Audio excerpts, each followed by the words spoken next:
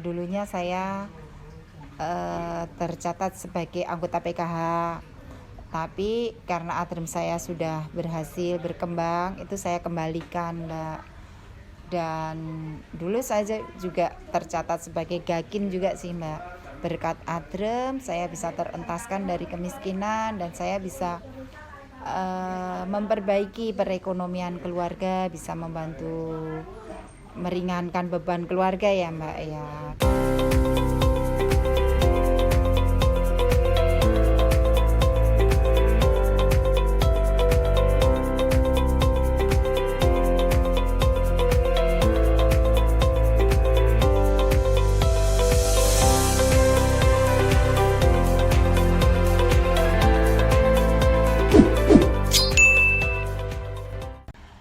Assalamualaikum warahmatullahi wabarakatuh.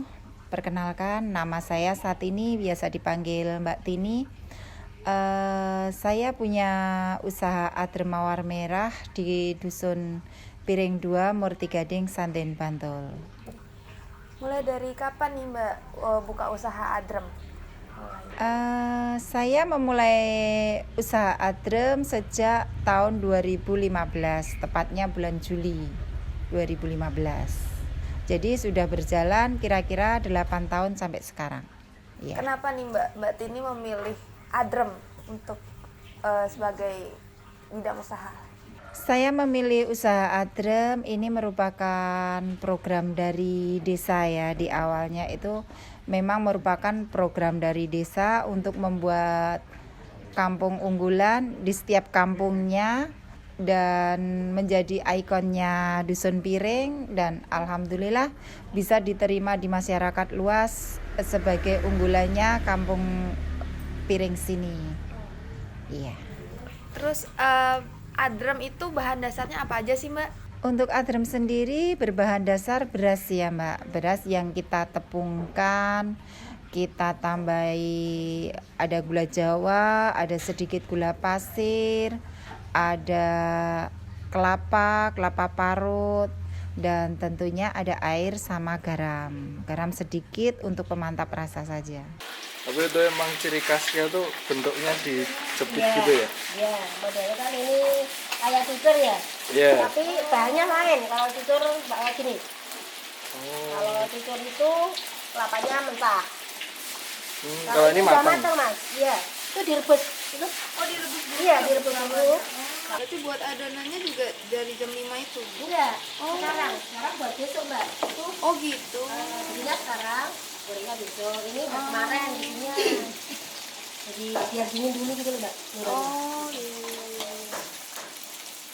Mulai bikin adonan dari jam berapa Mbak biasanya? Kita membuat adonan dari jam 5 pagi itu sudah menjadi rutinitas. Itu Bapak sudah menakar dan merendam, juga mencuci sampai meniriskan. Dan setelah ditiriskan nanti sekitar jam 7 itu sudah ada yang mengambil si beras yang sudah kita tiriskan ya, Mbak. Untuk penggorengan sendiri itu sudah dimulai dari jam 5 pagi sampai jam 4 sore. Itu terus menggoreng berarti dari jam 5? Kita ada break, ada istirahat siang itu dari jam 12 sampai jam 1. Ya, nanti mulai goreng lagi. Untuk pembuatan adonan jadi kita tidak dadak, Mbak. Nggak dadakan berarti? Iya, jadi kita membuat adonan yang sekarang kita buat itu untuk digoreng besok pagi. Memang seperti itu harus didiamkan atau gimana Mbak? Kenapa dibuatnya tuh H-1 gitu? Iya, untuk mencari apa ya, Mbak? Adonan itu biar dingin dulu. Iya, karena yang kita buat hari ini kan benar-benar panas karena kita tuang cairan gula yang benar-benar mendidih tua, itu kita tuang ke dalam tepung beras tadi, jadi bisa mematangkan si tepung tadi. Oh, berarti biar tepungnya itu matang ya? Iya, terus untuk penggorengan yang kenapa kita dinginkan, itu bukan kita fermentasi, itu bukan. Tapi kita cari supaya tingkat kerusakannya lebih kecil. Karena kalau panas-panas kita goreng, itu akan semakin banyak kerusakan yang kita buat. Jadi kita cuma memanage ya Mbak. Berarti Iya. biar bentuknya bagus. Iya, iya lebih pekat, iya. Ini ngaduknya pakai apa Pak? Katanya ini alu. Oh pakai. Oh berarti masih tradisional banget ya, nggak pakai mixer ya. Itu isinya apa aja Pak? Gula Jawa, kelapa, ditambah gula pasir. Oh gulanya berarti gula Jawa, gula pasir juga. Ya. Biasanya sehari itu bisa habis berapa kilo Mbak untuk tepung, gula? Untuk beras rata-rata kita paling sedikit 40 kilo. Paling sedikit 40 Iya, kilo. 40 kilo sampai 50 kilo. Bahkan di hari Minggu biasanya bisa lebih Oh, bisa banyak lebih dari banyak itu, bisa mencapai 70 kilo. Untuk gula sendiri takarannya sama Mbak. Jadi 1 kilo beras itu membawa 1 kilo gula. Kelapa juga sama. Iya, iya. Setiap 1 kilo beras kita membawa kelapa 1. 1 butir. Iya, kita kupas dan kita parut bersama ampas-ampasnya ya Mbak. Jadi bukan santannya. Soalnya mereka pada tahunya kan cuma santannya saja. Oh Tapi berarti beneran kelapa parut utuh kelapa gitu. parut, iya, tapi dikupas biar bersih. Sampai kapan bisa dijepit gitu? Tunggu Sampai matang Mbak. sama matang Ini dulu. udah matang. Oh. Ini kenapa Mbak? Ini diginiin. Heeh. Ini kan biar habis dalamnya sampai matang ini. Bener-bener matang dalamnya. Terus baru dijepit. Ini kan ini bisa melentung ya. Nah, ini. Oh. Ya, ini udah matang dalamnya Mbak. Apa itu tepungnya tepung beras? Ini tepung beras biasa Tepung beras biasa. sama gula Jawa Heeh. sama kelapa parut. Oh sama Kak. Iya. Pakai terigu dikit. Pakai terigu dikit. Iya. Kalau di sini tiap hari buka bisa beli langsung atau gimana? Ya kalau partai sedikit, partai kecil misal itu bisa langsung. Tapi kalau partai besar misalkan 20 ke atas itu harus PO dulu, harus pesen dulu melalui WA bisa. Tapi banyak juga yang datang besok aku pesen gitu ada. Dan untuk reseller sendiri mereka sudah menjadi rutinitas ya Mbak di Oh setiap berarti ada hari. reseller ya Mbak? Iya di sini? ada. Untuk harganya di berapa Mbak untuk adrem ini? Untuk adrem sendiri harganya per mika biasa kita jual 6,5, tapi selalu kita sampaikan 6,5 ambil di rumah. Oh 6,5 itu ambil di Iya, rumah. Di sini soalnya ya di produk. iya. Kalau kita anter seperti kita COD-an sampai Bantul itu kita kasih harga 8.000. Itu 8.000. pun iya ada minimalnya, minimal 20 mika. 20 mika. Iya. Yang Karena 6.500 itu satu mikanya isi berapa? isi 6. Oh isi 6. Iya. Kita sudah punya paketan yang isi 6 itu yang paket paling ini ya, paling kecil. Ada juga sih Mbak yang paket isi 1 itu untuk snack biasanya. Oh itu bisa berarti. Iya, Ya bisa, tapi akan lebih mahal lagi. Jadi satunya itu menjadi 1.300. Iya.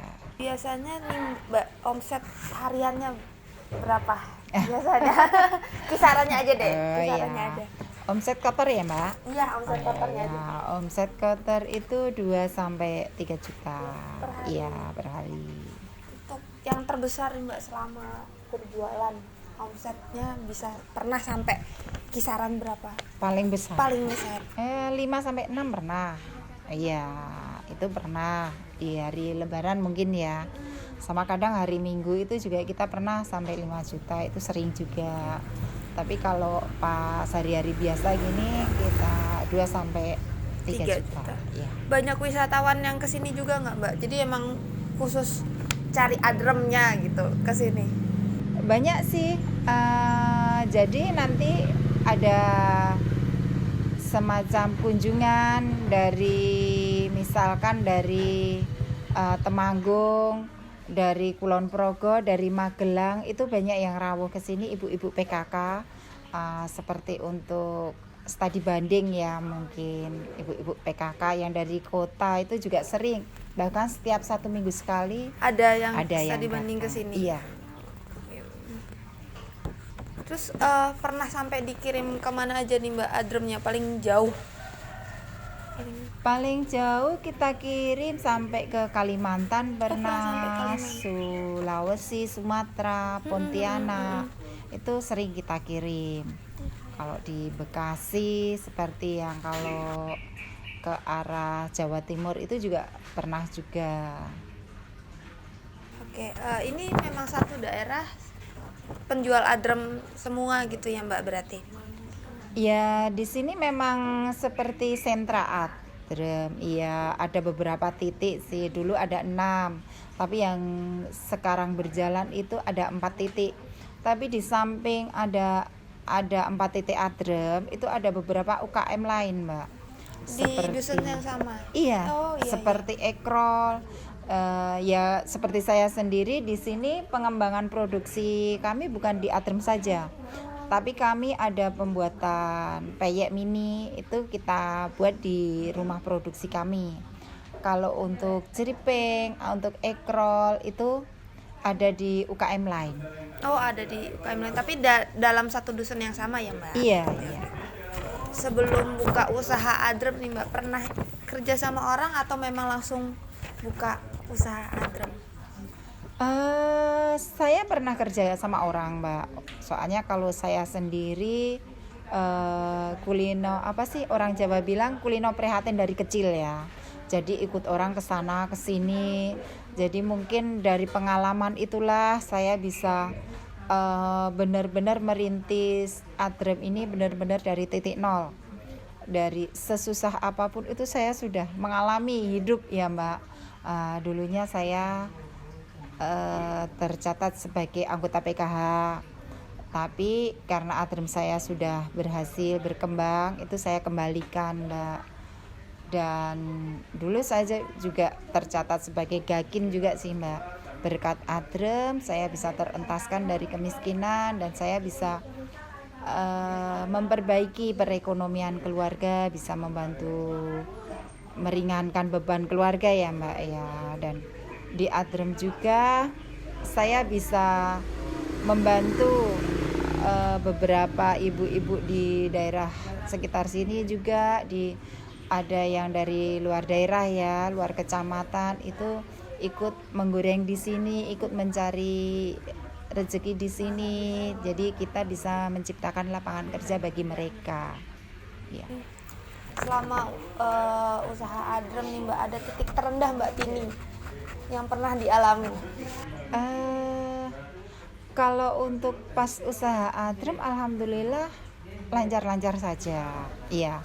Tapi memang sebelum saya jualan adrem itu memang titik pahit-pahitnya kehidupan kami Mbak. Makanya di situ saya ingin berubah. Saya itu memang orangnya gimana ya Mbak, saya nggak mau diam sih, saya ingin punya usaha ini. Dan mungkin dulu saya ikut orang jualan gorengan, ikut orang terus saya bikin sendiri, saya buka cateringan lah. Alhamdulillah cateringan saya jalan lancar Mbak. Tapi berkat adanya program dari pemerintah, saya disuruh memilih, saya memilih adrem ya, dan alhamdulillah pilihan saya nggak salah. Malah lebih lancar dan lebih berkembang ya Mbak? Iya, yang jelas bisa membuka peluang kerja bagi orang-orang yang membutuhkan. Jadi kalau yang belum tahu, ini namanya adrem. Jadi adrem itu jajanan manis khas Bantul. Mungkin kalau dari tekstur tuh mirip, cucur juga mirip, cuman dia bentuknya agak beda dan ada kelapa parut di dalamnya. Jadi tuh ada crispy dari kelapa parut, terus luarnya juga karena manis kan, jadi dia ada kriuk-kriuknya, enak banget, lembut. Jadi kalau yang belum coba dan pengen coba adrem bisa ke sentra industrinya langsung di Sanden Bantul. Cobain guys. Kalau mau pesan online mungkin bisa cari nomornya Mbak Tini di internet, udah banyak, di Google bisa, di Instagram juga ada adrem mawar merah Mbak Tini. Harapan Mbak Tini nih untuk usaha adrem sendiri ke depannya seperti apa? Harapan saya untuk adrem sendiri bisa lebih bisa banyak membantu orang ya Mbak. bagi orang yang membutuhkan pekerjaan, dan di tetangga sekitar sini mungkin bisa terentaskan dari pengangguran ya Mbak. Dan mudah-mudahan jejak saya seperti yang saya lalui dari titik nol bisa berhasil seperti ini juga berkat mereka juga, dan harapan saya mereka bisa seperti saya. Iya. Terus kata-kata penyemangat nih bagi mungkin teman-teman yang nanti nonton dan pengen buka usaha sendiri, itu dari Mbak Tini apa motivasinya gitu? Ya. Kalau untuk motivasi seperti yang saya terapkan di saya ya, buat para ya ibu-ibu yang mau buka usaha, yang jelas kalau kita buka usaha itu jangan mudah menyerah. Ya kita punya niat itu harus benar-benar dari hati kita. Kita mencintai usaha kita benar-benar ingin bangkit dari keterpurukan ya. Kita ingin berhasil itu harus benar-benar dilandasi dari hati dengan doa, ikhtiar, dan yang jelas sedekah harus selalu kita jalankan ya, karena sedekah bisa menjaga rezeki kita, bisa melancarkan rezeki kita. Adrem mawar merah Mbak Tini, mantap.